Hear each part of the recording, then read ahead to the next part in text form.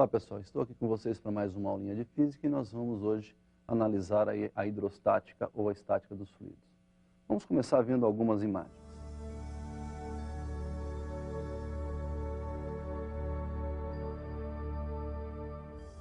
Como vocês viram na imagem, nós temos um mergulhador e uma embarcação. Então na aula de hoje nós vamos poder avaliar por que esse navio ou essa embarcação não afunda e por que esse mergulhador deve ter algumas precauções devido àquela famosa pressão hidrostática. Então nós vamos começar com algumas definições para que depois a gente possa analisar as leis que vão apoiar o nosso estudo na hidrostática. Vamos começar com esse visual. Então olha aí, a densidade absoluta de um corpo nós vamos representar pela letrinha μ, e nós vamos imaginar então um corpo de massa m, volume v, onde a relação entre essa massa e este volume nos dá a densidade absoluta. No sistema internacional nós já sabemos que a massa é medida em quilogramas e o volume é medido em metros cúbicos. Daí então a unidade de densidade seria quilograma por metro cúbico. No sisteminha CGS a massa é medida em grama e o nosso volume é medido em centímetros cúbicos. Daí então nós temos que a unidade da densidade é grama por centímetro cúbico. É importante lembrar a relação entre essas duas unidades, esses dois sistemas. 1 quilograma, nós sabemos, tem 1000 gramas, ou seja, 10 elevado à terceira grama. E 1 metro cúbico tem 10 elevado à sexta centímetros cúbicos, ou seja, 1 milhão de centímetros cúbicos. Fazendo a relação entre as potências de mesma base, conserva-se a base e subtrai-se os expoentes, e aí nós temos então a relação de 1 grama por centímetro cúbico igual a 10 elevado à terceira quilogramas por metros cúbicos. Tudo bem? Agora, nem sempre a densidade do material, ou seja, a densidade absoluta ou massa específica do material, corresponde à mesma densidade do corpo. Então nós vamos analisar isso aí.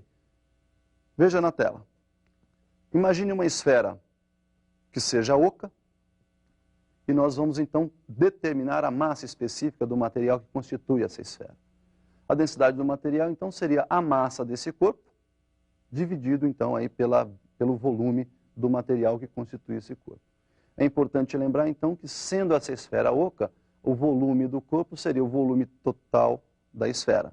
Só que para o material nós devemos excluir ou eliminar ou subtrair o volume da parte oca. Daí então a densidade do material seria a massa do corpo dividido pela diferença entre os volumes do corpo e o volume da parte oca. Então nós vamos retomar aí uma outra definição importante, que é a definição de pressão. O que vem a ser pressão? Pressionar quer dizer aplicar uma força, empurrar. Então nós vamos visualizar isso aí na tela. Pressão é uma força aplicada por uma área. Força sobre área, então, determina a pressão.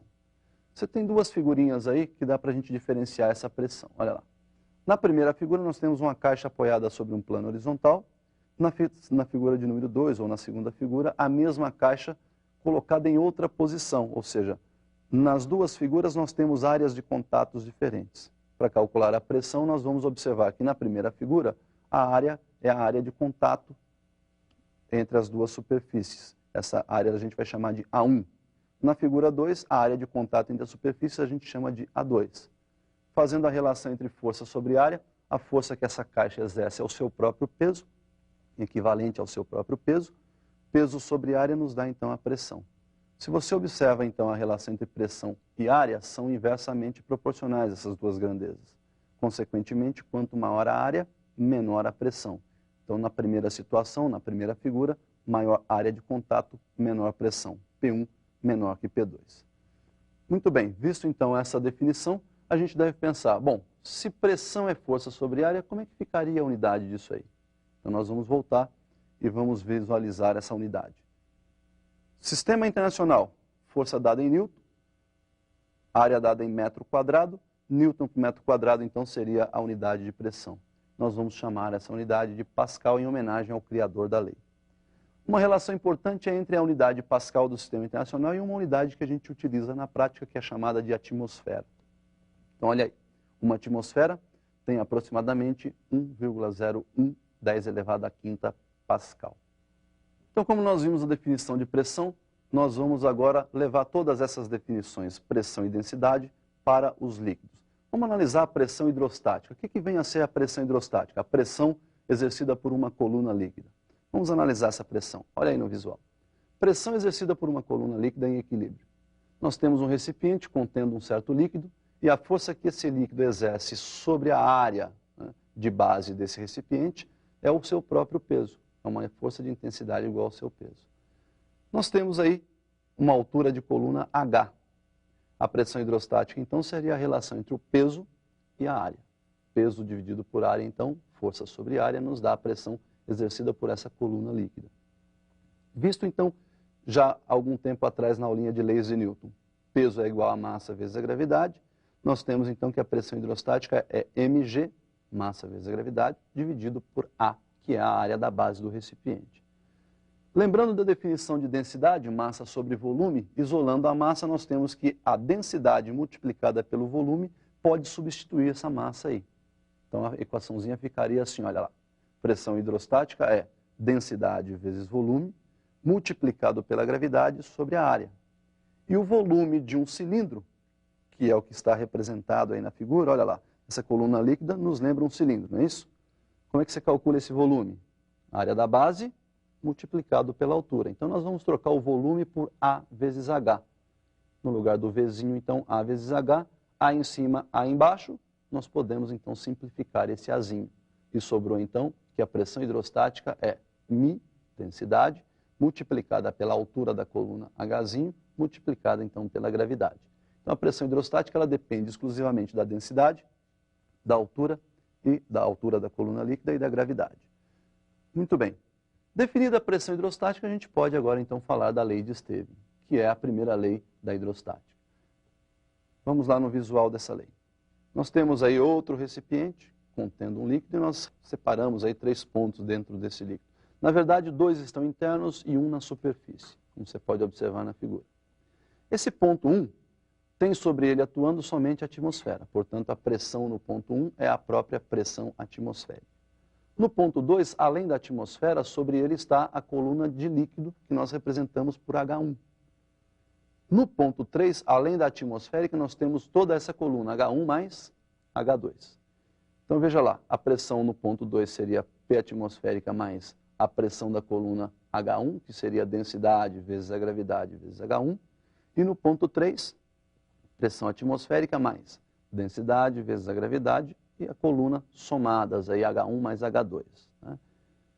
Se quisermos calcular a diferença de pressão entre 2 pontos, é só fazer, então, por exemplo, P3 menos P2, que é o que nós vamos ter de benefício nessa lei. Olha lá, P3 menos P2 seria, então, P atmosférica do P3 menos P atmosférica do P2, vai cancelar.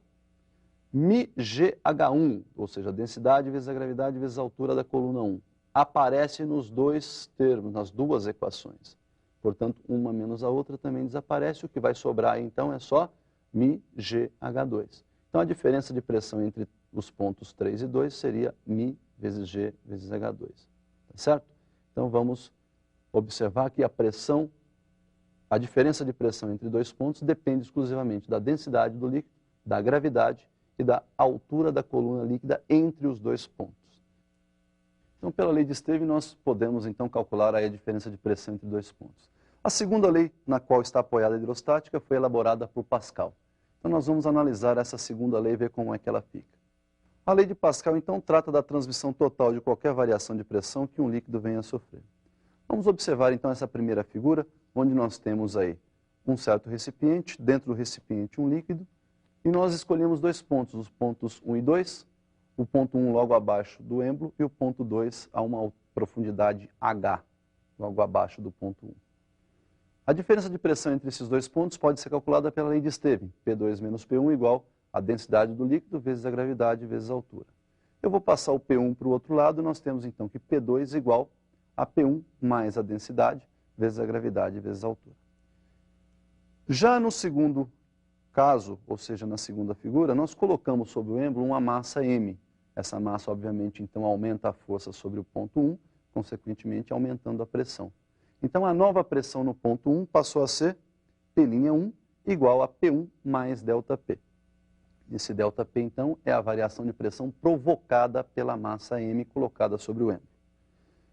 A diferença de pressão agora entre os 2 pontos, vou chamar de P'2 menos P'1, é dado novamente pela densidade vezes a gravidade vezes a altura h.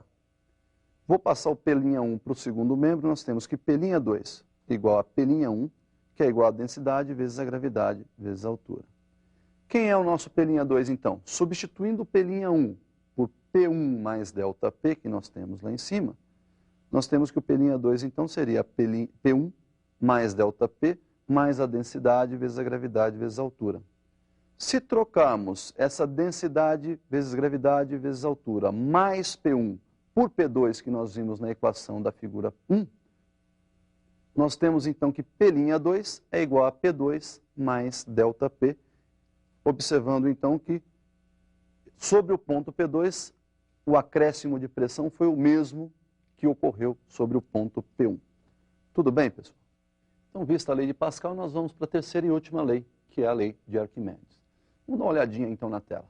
Olha lá, a lei de Arquimedes consiste então num corpo que foi mergulhado dentro de um líquido. Quando esse corpo então está em equilíbrio dentro deste líquido, nós temos em todos os pontos desse corpo a ação de forças devido à pressão exercida pelo próprio líquido. Perceba que quanto mais profundo, maior a pressão, consequentemente maior a força, se você considerar que a área é a mesma. Então, vai descendo ali, a força vai aumentando. Essas setinhas laterais são as forças laterais. Mas uma observação importante é que na superfície de cima desse corpo, que tem um formato cúbico, né, nós temos a força F1. Já na superfície de baixo, nós temos a força F2. Como lá embaixo, profundidade maior, pressão maior, mesma área, maior força lá embaixo. Tá certo? Bom, para fazer a diferença entre as forças, né, aplicadas na superfície, nós podemos, por exemplo, pensar que na lateral essas forças se anulam, uma vez que numa mesma profundidade, mesma área, mesma pressão. Então só nos resta diferenciar as forças F2 e F1. F2 menos F1 nós vamos chamar de E, que é o chamado de empuxo, é a força que esse líquido exerce sobre esse corpo. Ou seja, força resultante do líquido sobre o corpo é o empuxo. Como é que nós definimos esse empuxo? Olha lá, F2 menos F1 seria a relação entre a pressão P2 vezes A, que substitui o F2, menos a pressão P1 vezes A, que substitui o F1. Vou colocar então essa área em evidência, nós temos F2 menos F1 igual P2 menos P1 vezes A. Muito bem, esse P2 menos P1 você já sabe calcular pela lei de Stevin. P2 menos P1 é densidade do líquido vezes a gravidade vezes a altura. Onde então nós temos F2 menos F1 igual a densidade vezes a gravidade vezes a altura vezes a área. E quem é A vezes H? A área da base vezes a altura é o volume. Daí então nós temos que o empuxo é a densidade do líquido vezes a gravidade vezes o volume. Eu coloquei aí esse VI para dizer que é o volume imerso, porque nem sempre o corpo deve estar totalmente imerso nesse líquido. Muito bem, pessoal. Essa lei de Arquimedes, então, nos permite concluir e entender por que aquela embarcação que nós vimos no início da aula não afunda, né? É porque tem lá um empuxo empurrando ela para cima. E aquela pressão que está sendo exercida pela água sobre o mergulhador, você também já pode calcular aí pela pressão hidrostática que nós vimos. Tá legal? Então, por hoje, era isso aí que a gente tinha para ver. Até uma próxima.